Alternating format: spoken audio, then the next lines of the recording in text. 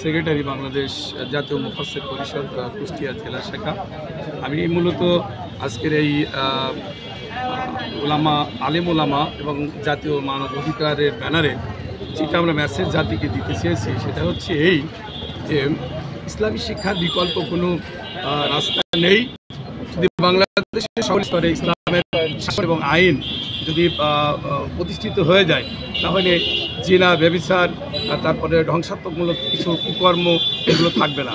এই জন্য সকল জাতিকে ইসলামীমুখী হতে হবে। বরং যারা আমরা বাকরুদ্ধ ছিলাম সাতটা অবস্থায়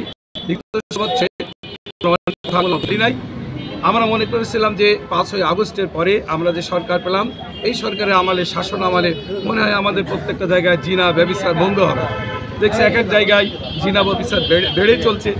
3য় শ্রেণীর ছাত্রীকে ধর্ষণ করার একটা জঘন্যতম একটা আমরা এই বাংলাদেশে দেখতে পাচ্ছি। এই জন্য আমরা জোর দাবি করতে এসেছি আলেম ওলামা এবং জাতীয় মানবাধিকার সকলেই যে এই সরকারকে আপাতত যে বিচারগুলো করবে কঠোরহস্ত বিচার করতে হবে এবং সকল আলেম ওলামার পরামর্শ নিতে হবে। জাতিকে ঐক্যবদ্ধ হতে হবে। ঐক্যবদ্ধ হয়ে আইন শৃঙ্খলার যে অবনতি হচ্ছে সেটাকেও আমাদের দেখতে হবে।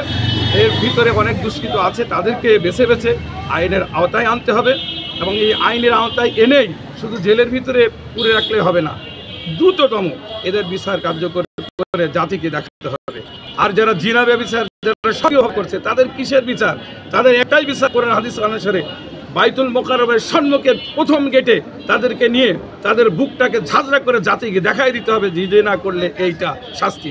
এটাই হচ্ছে আমাদের জোর দাবি, এটাই হচ্ছে আলেম ওলামার দাবি, এটাই জাতীয় মানব অধিকারের দাবি।